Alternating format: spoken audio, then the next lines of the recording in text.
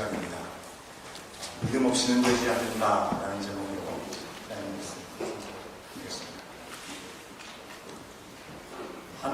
한 항공사의 조종사분이 인터뷰한 내용을 본 적이 있습니다. 보게 되었습니다. 한국의 경우에는 이 조종사가 고액 연봉의 순위에서 절대로 5위권 밑으로 내려가지가 않는다고 합니다. 아주 고액 연봉을 받는 직업 중에 하나인 것이죠. 여러분 생각해 보십시오. 하늘을 날아서 세계 곳곳을 다닐 수 있고 또 이 기장들이 입는 제복이 얼마나 또 멋집니까? 간지난다고 표현하죠. 그렇죠? 이 너무나 낭만적이고 좋아 보이는데 거기다가 이 고액의 연봉까지 돈까지 잘 보니까 사람들은 그런 생각 많이 할 것 같습니다. 이 파일럿이 되면 참 좋겠다. 이 조종사가 되어보는 그런 꿈들을 많이 가질 거라고 생각을 해봅니다. 그런데 알고 보면 조종사라고 하는 그 직업이 그렇게 낭만적이지만은 않다라고 인터뷰를 통해서 그렇게 말씀을 하는 것을 들었습니다. 하늘을 나는 자유인인 것처럼 보여지지만 알고 보면 평생 철저하게 자기 관리를 해야 되는 삶을 살아야 하기 때문에 그렇습니다. 민간 항공사의 조종사의 경우에는요, 매 해마다 120가지의 신체 검사를 해야 된다고 합니다. 그리고 거기에서 정상이 나오지 않으면 안 된다는 것이죠. 당뇨가 조금 이 수치가 있다든지 혈압의 수치가 정상이 아니면 즉시로 항공 운항하는 거에서 제외가 된다고 하는 것입니다. 그 얘기를 들으면서 마치 권투 선수를 생각해 볼 수도 있을 것 같다는 생각이 들었습니다. 여러분 권투 좋아하십니까? 권투하면 체급별로 있지 않습니까? 그 체급 개체량을 통과하기 위해서 얼마나 먹지도 못하고 이렇게 토까지 하면서 힘든 시간을 보내는 것을 참 많이 간접적으로 경험하게 되는데요. 이 조종사들도 마찬가지로 신체 검사하면서 그런 부분들이 잘 통과가 돼야지 그 자리를 유지할 수 있다고 하는 것입니다. 가끔씩 공항을 통해서 이 기장이라든지 조종사들이 지나가면 멋지다라는 생각을 했는데 그게 괜히 그런 것이 아니다라는 생각을 한번 해보게 되었습니다. 여러분 당연하게 그렇게 될 수밖에 없겠죠. 여러분 이 조종사가 이 등치가 좋고 이렇게 이 몸이 아주 우람한 분들을 보신 적이 있으십니까? 아마 없으실 것입니다. 그도 그럴 것이 적게는 수십 명, 많게는 수백 명의 사람들을 옮겨야 되는 이 비행기를 통해서 옮겨줘야 되는 그런 직업이기 때문에 자칫 잘못하면 대형 사고로 목숨을 잃게 되는 사고로 이어지기 때문에 그 한 사람이 이 자신의 몸을 잘 관리하는 것은 너무나 당연하다고 생각할 수 있는 것이죠. 자기 관리를 포기하면 조종의 일을 더 이상 할 수 없는 것으로 인정할 수밖에 없는 것입니다. 여러분 하늘을 나는 조종사분이 그처럼 철저하게 자기 자신을 관리해야 된다고 한다면 하늘에 속한 자녀로 부르심을 받은 우리 그리스도인들은 우리의 삶에서 어떻게 우리 자신을 관리할 수 있어야 할까요? 오늘 말씀 우리가 함께 읽진 않았지만 히브리서 4장 1절 말씀에서 이렇게 말씀하고 있습니다. 여러분 화면을 보시면 되시겠고요. 제가 좀 쉬운 메시지 번역본으로 한번 읽어드리도록 하겠습니다. 그러므로 하나님 안에서 안식을 주시겠다고 하신 그 약속이 우리를 이끌어서 그분이 세우신 목표로 데려가는 동안 우리 중에 자격을 잃는 사람이 없도록 조심하십시오. 이렇게 번역이 되어 있습니다. 여러분 좀 무서운 말이 아닙니까? 두려워할지니라고 이렇게 시작하고 있는데 이미 우리 가운데 생명의 약속을 우리 가운데 허락하셨다고 우리는 믿고 신앙생활합니다. 하지만 혹시 너희 중에 이 약속에 이르지 못할 자격이 미달되는 사람들이 없도록 조심하라라고 말씀하고 있다고 하는 것입니다. 우리가 계속해서 히브리 말씀을 보고 있는데요. 히브리서 저자는 괜히 겁주려고 부담 주려고 유대인에서 그리스도인으로 개종한 우리 유대인 그리스도인들에게 이런 말씀을 그냥 전하고 있는 것이 아니라고 하는 것입니다. 여러분 히브리서를 읽는 유대 사람들에게 그들의 조상들이 실질적으로 이와 같은 일을 범했음을 잘 알고 있는 것이죠. 그래서 히브리서 기자는 이 내용을 다시 한번 언급해주고 있는 것입니다. 어떤 일이 있었습니까? 이 유대인들의 조상들은 이 애국 땅에서 출애굽하고 하나님께서 인도하시는 젖과 꿀이 흐르는 땅, 약속의 땅, 가나안 땅에 들어갈 놀라운 약속을 허락받았던 사람들이었습니다. 복된 소식인 것이죠. 400년이라는 긴 시간 동안에 이방 땅에서 객처럼 살았습니다. 그리고 거기서 나왔을지라도 또 나그네와 같은 인생의 삶을 40년이라는 시간들을 지내야만 했다고 하는 것입니다. 억울하고 분통 터지는 일들이 정말 많이 있었을 것입니다. 그러한 그들에게 그들이 먹을 수 있는 평안히 안연히 거할 수 있는 가나안 땅을 약속으로 주셨다고 하는 것은 정말 복된 소식이 아닐 수 없는 것이죠. 그런데 이 조상들에게는 이 복된 소식이 별로 상관이 없었습니다. 왜 그렇습니까? 이 복된 약속을 믿음으로 받아들이지 않았기 때문에 그렇습니다. 바로라는 엄청난 사람, 신과 같은 존재로부터 하나님께서 많은 기적을 통해서 그들을 자유케 하여 주셨습니다. 그것 자체만으로도 놀라운 역사인 것이죠. 그런데 이 백성들은 자신들이 생각할 때 불만스럽고 원망스러운 일들이 있을 때 그 약속하신 하나님을 온전히 의지하지 못하고 계속적인 불평 가운데 약속의 땅에 이르지 못하고 그 광야에서 엎드려지고 말았다고 하는 것입니다. 출애굽의 1세대들은 갈렙과 여호수아 믿음의 리더십들을 제외하고는 아무도 들어가지 못했다라고 성경은 우리 가운데 알려주고 있는 것이죠. 히브리서 저자는요, 유대인이었지만 이제 예수님을 그리스도로 고백하고 예수 그리스도를 믿는 사람들, 그들이 로마 제국으로부터 핍박을 받고 박해를 받는 어려운 상황 속에서 다시금 애전이 좋았어, 애전 유대교로 돌아가고 율법으로 돌아가자라고 생각하는 그 사람들에게 이 말씀을 통해서 경각심을 일깨워주고 있는 것입니다. 히브리서 기자가 경고하고 있는 이 유대인들은요, 바로 예수님이 누구신지를 분명하게 들었던 사람들이었습니다. 그리고 그분을 고백했기 때문에 그의 공동체 안의 일원으로 들어가게 된 것입니다. 그러나 히브리서 4장의 말씀에 보면 그들은 온전히 안식에 들어가지 못했다라고 기록하고 있는 것을 볼 수 있습니다. 여러분, 여기서 안식에 들어갔다고 하는 것이 어떤 의미를 가지고 있을까요? 단순히 안식일에 대해서 설명하고 있는 것이 아닙니다.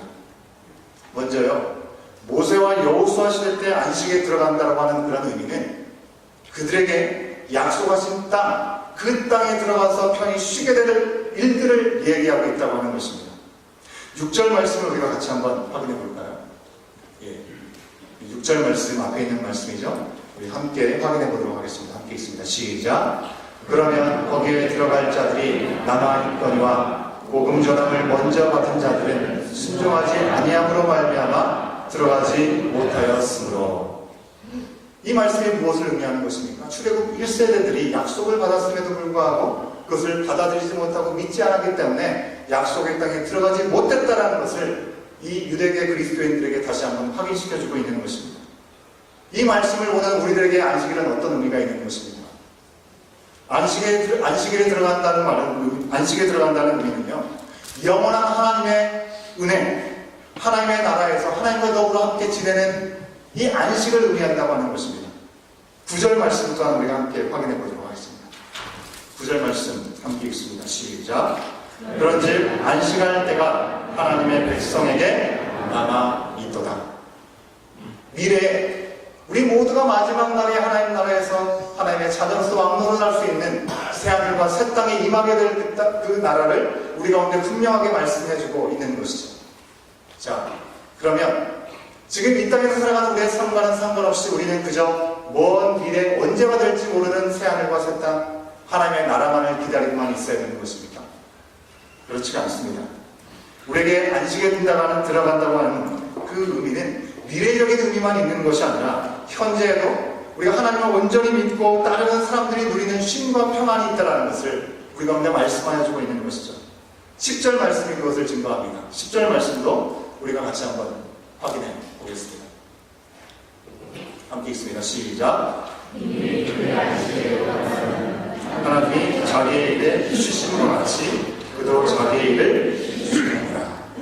우리 하나님께서 쉬심과 같이 우리 또한 이 현재의 삶 가운데 우리가 살고 있지만 여전히 고달프고 어려움의 시간들이 우리 가운데 있는 것 같지만 하나님께서 쉬심과 같이 우리에게도 평안히 안식하고 쉴 수 있는 시간들을 허락하시고 계시다라는 것을 말씀하여 주고 있는 것입니다.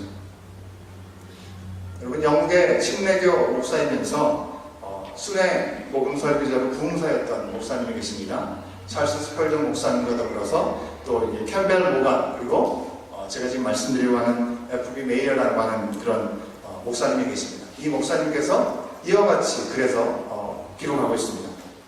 그리스도는 저 세상에서 안식을 주실 뿐만 아니라 이 세상에서도 안식을 제공하신다. 죄와 염려와 근심의 짐에서 안식하게 하시고 일상의 염려와 불안으로부터 안식하시도록 허락하시는 것이다. 이 안식은 모든 염려를 예수 그리스도께 내어 던져버리고 우리가 필요한 모든 것을 그리스도로부터 공급받음으로 얻는 안식이다. 우리는 이러한 안식을 경험하고 있는가? 라는 내용의 기록을 적었습니다. 예수 그리스도를 통해서 우리는 미래에 허락될 안식뿐만 아니라 이미 우리 가운데 허락한 삶 가운데 안식을 누릴 수 있다고 하는 것입니다.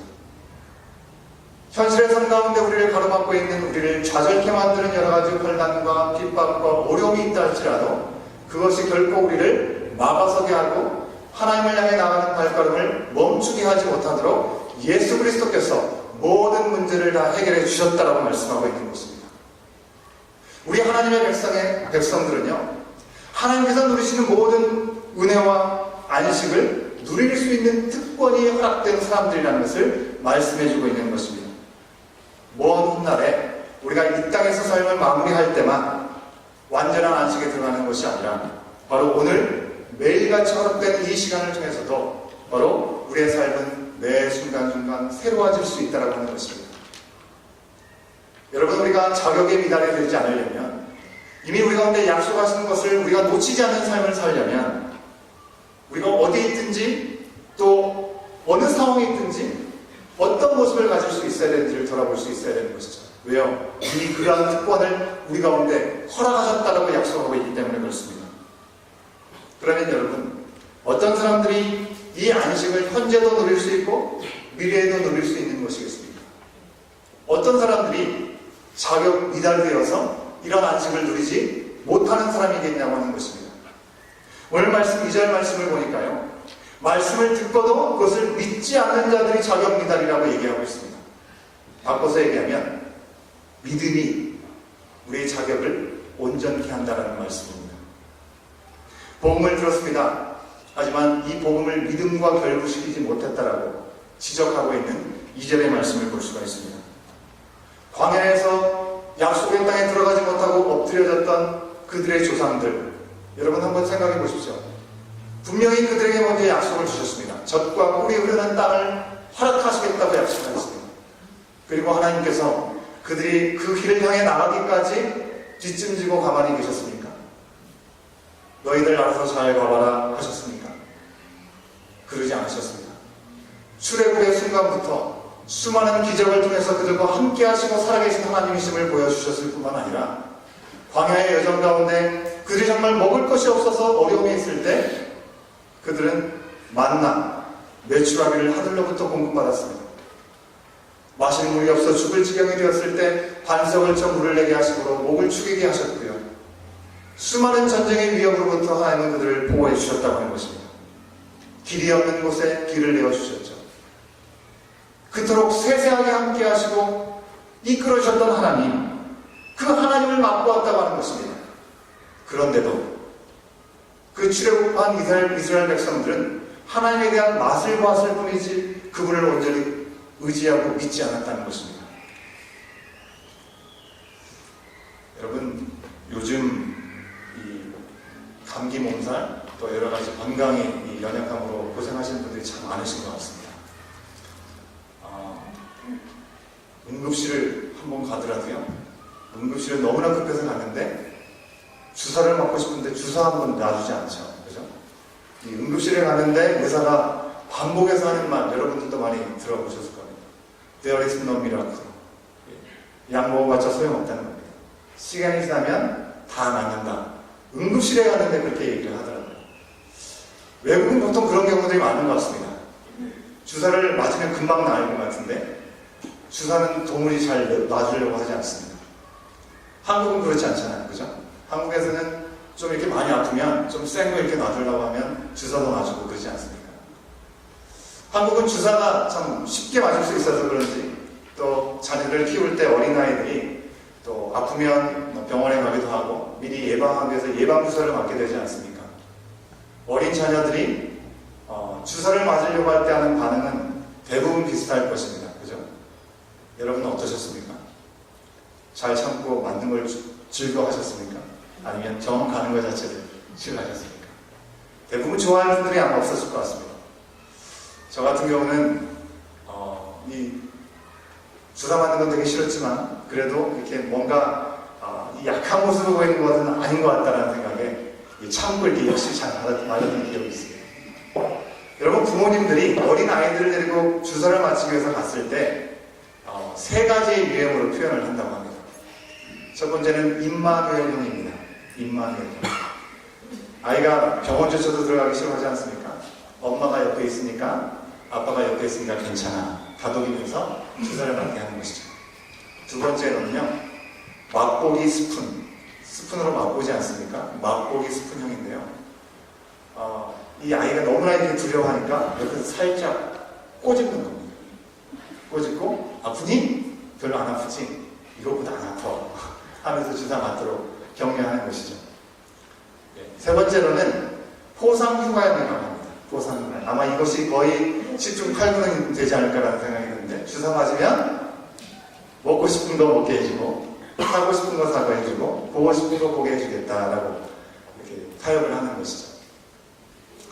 여러분 어떻습니까? 이 세 가지 유형 안에 대부분의 아이들은 다 넘어가는 경우를 보게 됩니다. 부모님이 내 옆에 있기 때문에, 슈퍼맨보다 더 능력 있는 부모님이 내 옆에 있기 때문에 두렵지만 금세 평안을 찾고 주사를 맞는 경우도 있고요.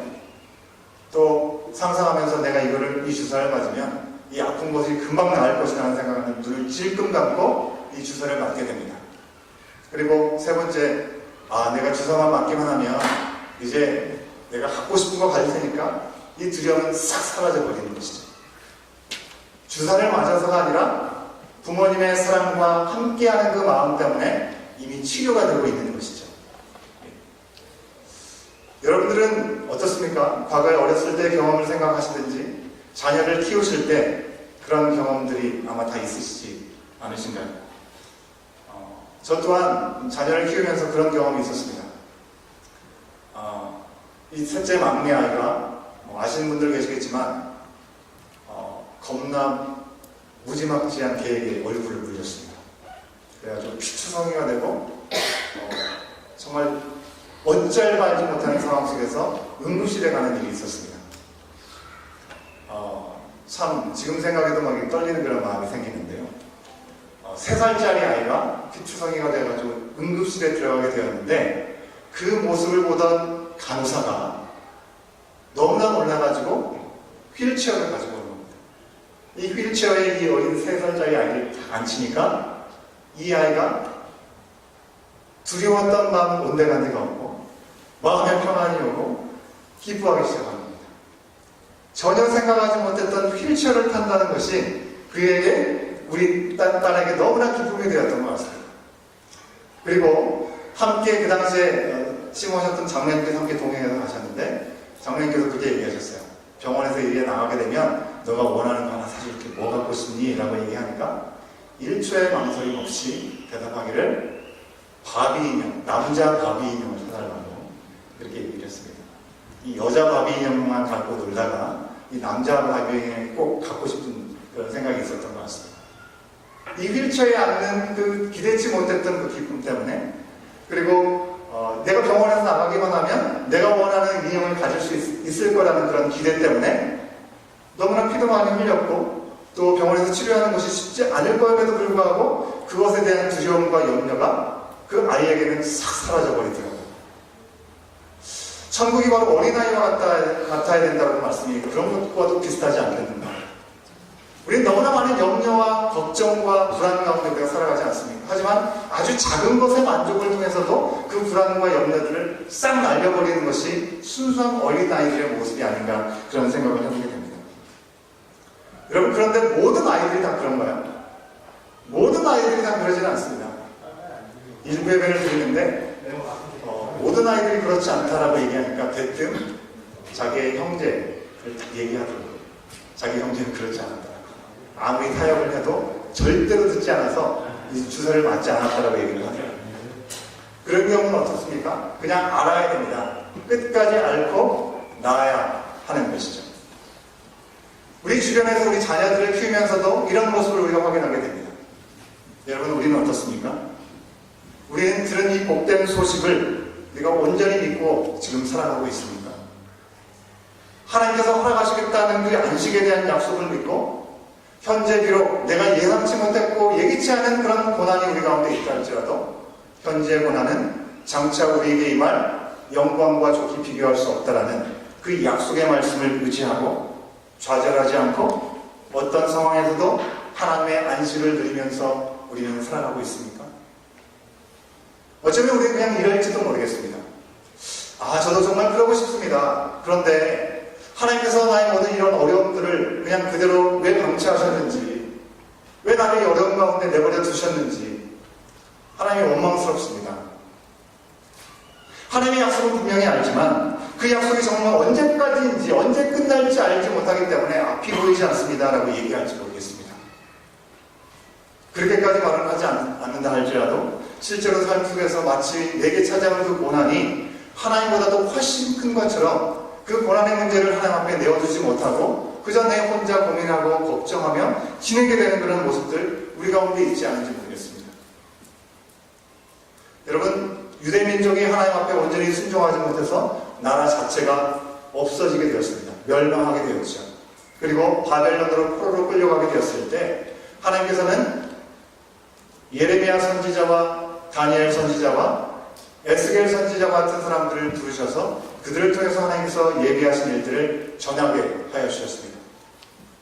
상황이 그러다 보니까 그들이 무엇인가를 특별히 잘못하지 않았더라도 너무나 힘들고 고달픈 삶을 예레미야와 다니엘과 에스겔은 살 수밖에 없었다고 하는 것입니다. 성경 맥잡기로 아주 유명한 테리 홀이라는 분이 그 책에서 이렇게 얘기합니다.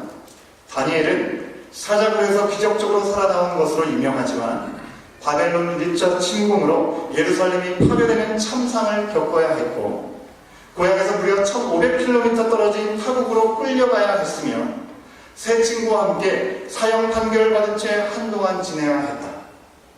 환상을 본 뒤에는 몇 주 동안 슬픔에 잠겨 있어야만 했다 라고 다니엘을 해석합니다. 에스겔은 불길한 메시지를 전했다는 이유만으로 유대인 동족에게 모진 박해를 받았다. 그는 한쪽으로만 누워서 430일 지내야 했으며 머리털과 수염을 깎아야 했으며 사랑하는 아내가 죽었을 때 눈물을 흘릴 수 없었다. 말씀에 나와 있는 내용이죠. 에레미야는 동족의 고통을 심히 슬퍼했기 때문에 눈물의 애언자라고 일컫는다. 그는 여러 날 동안에 토굴 속 감옥에 갇히기도 하고 거기서 나와서 진흙구덩이에 던져지기도 했다라고 말씀에서 이야기한 것을 우리 가운데 전해줍니다.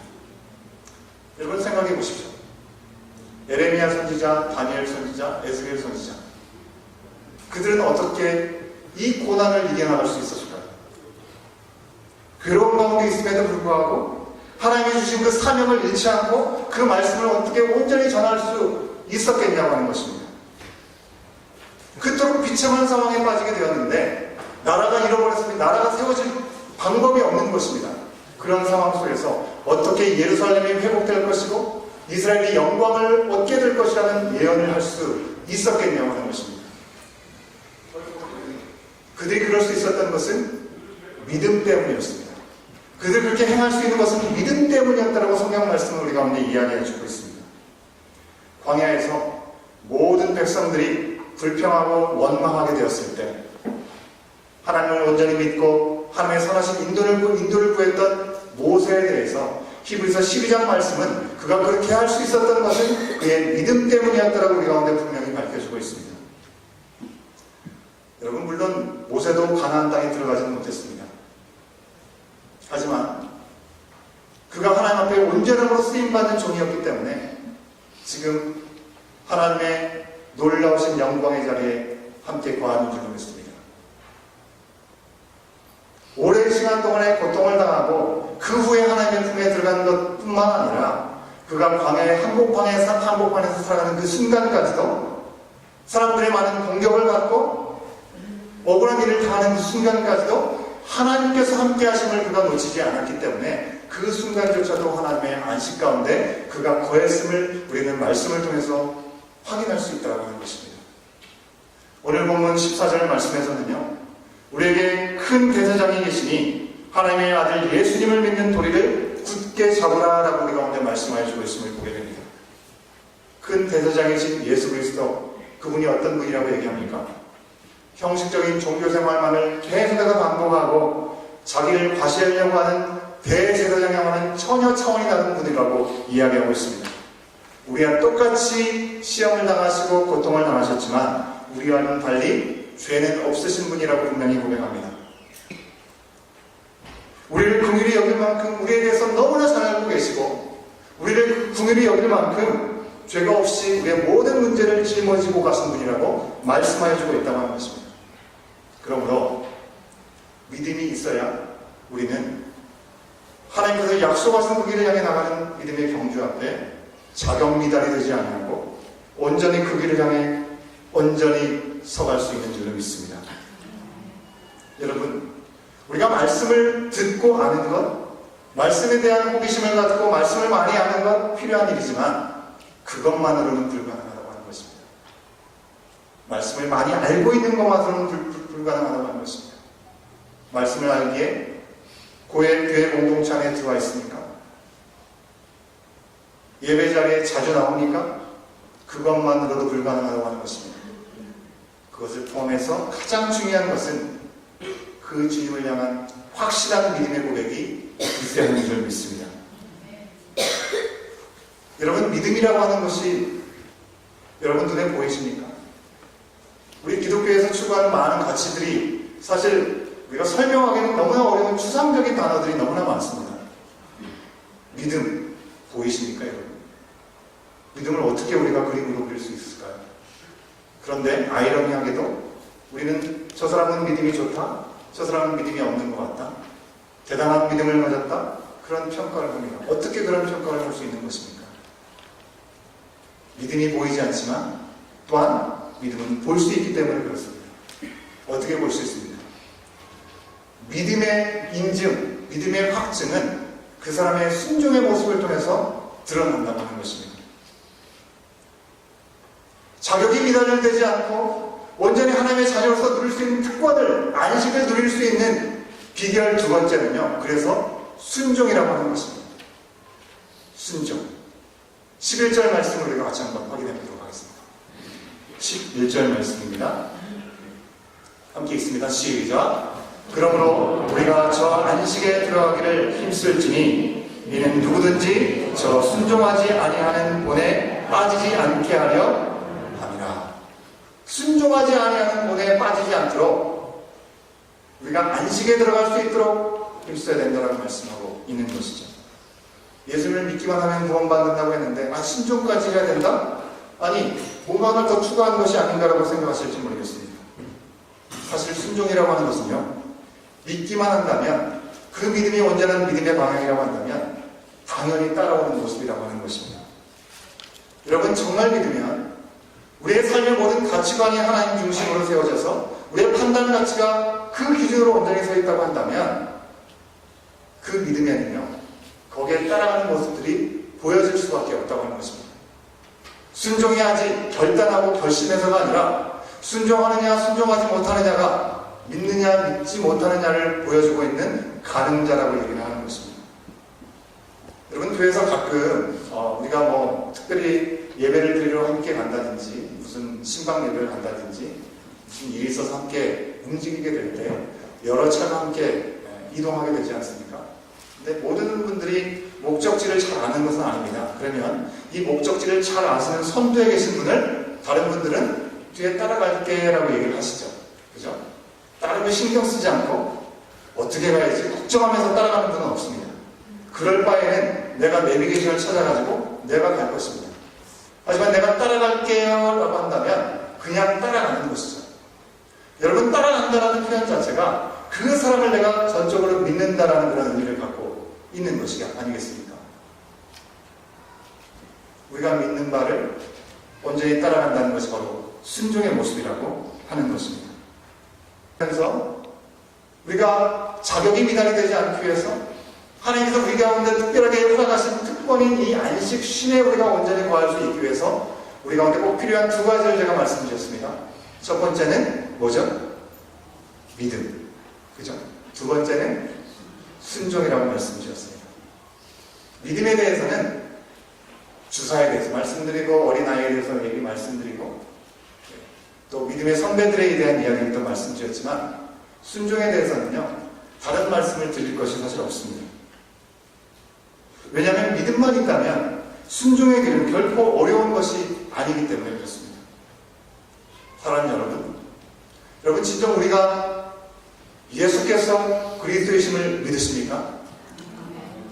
예수님만이 우리의 삶의 구원자이심을 믿는 고백이 우리의 가운데 있어야 될 줄을 믿습니다.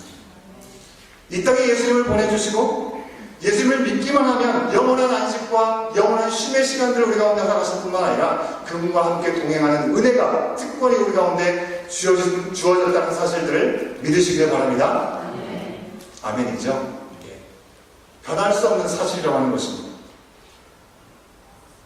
때로 어떤 고난이 우리 가운데 찾아오고 우리를 방해하는 영적인 싸움이 우리 가운데 찾아온다 할지라도 우리가 거기에 머물러 있지 아니하고 온전히 하나님의 살아있는 손길을 붙잡고 나갈 때 그 약속 가운데 놀라운 특권을 누리는 환경에 지배받지 아니하고 우리의 환경을 넘어서는 하나님의 사람들이 될 줄로 믿습니다. 여러분 이 가운데 아직까지는 내가 정말 예수님을 그리스도로 받아들이지 못하고 있다고 생각하시는 분이 있습니까? 아직까지 나는 믿음이 부족하다고 생각하시는 분이 계십니까? 믿기는 믿는데 조금만 어려움이 오면 너무 휘청휘청 흔들려가지고 어찌할 바 알지 못하겠다고 생각하시는 분이 계십니까? 그런 상황이 있다고 한다면 약속의 말씀을 듣고 온전한 믿음을 달라고 주님 앞에 기도하시기 바랍니다. 믿음이 있는 줄 알지만 여러 가지 어려움이 찾아올 때 휘청거리는 그런 모습들이 있다고 한다면 오늘 우리가 오늘 주셨던 12절의 말씀처럼 살아있고 활력이 있어서 우리의 혼과 영과 골수, 관절을 찔러주기까지 하고 우리의 마음과 생각과 뜻 가운데 합당치 못한 의심하는 마음, 변명과 핑계거리, 근심들을 다 잘라내고 우리의 마음을 열어서 귀중한 하나님의 말씀으로 나가게 하시고 순종할 수 있도록 말씀 앞에 나갈 수 있도록 구하시기를 바랍니다. 우리를 구하시기 위해서 아들을 아끼지 않으셨던 하나님께서 우리 가운데 믿음을 선물로 주시고 성령께서 그 믿음을 온전히 세워나갈 수 있도록 지금도 우리와 함께하여 주고 계시는 것이죠. 그런데 우리가 더 이상 무엇을 가지고 주저하겠습니까? 때를 따라 우리보다 우리를 더 잘 아시는 가장 좋은 환경들을 이루어가기 원하시는 그 하나님의 손길 앞에 온전한 믿음으로 고백하고 그 믿음 앞에 당연한 순종을 통해서 우리 가운데 요청하시고 그리고 우리가 누릴 수 있는 놀라운 은혜로 가득 채워지는 저와 여러분 우리의 삶이 될 수 있기를 간절히 소원합니다. 함께 기도하시겠는데요. 우리 스스로에게 함께 잠깐 질문을 던져봤으면 좋겠습니다. 정말 내가 하나님을 믿는 게 맞는가? 그런 의구심이 들었던 적이 혹시 우리 가운데 있습니까?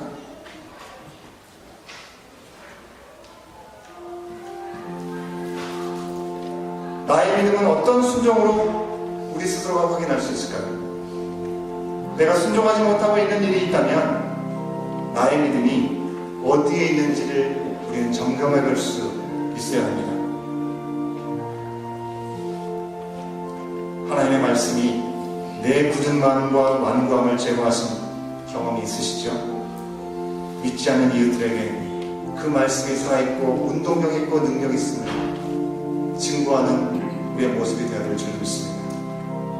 오늘 주신 말씀을 통하여 우리가 함께 기도하겠는데 믿음이 없이는 아무것도 되지 않는다는 그 말씀을 기억하면서 우리 자신이 주 앞에 온전한 믿음으로 순종의 열매로 주 앞에 나갈 수 있는 우리의 심령이 될 수 있도록 잠깐 동안 우리 함께 기도하는 시간 갖겠습니다. 기도하시겠습니다.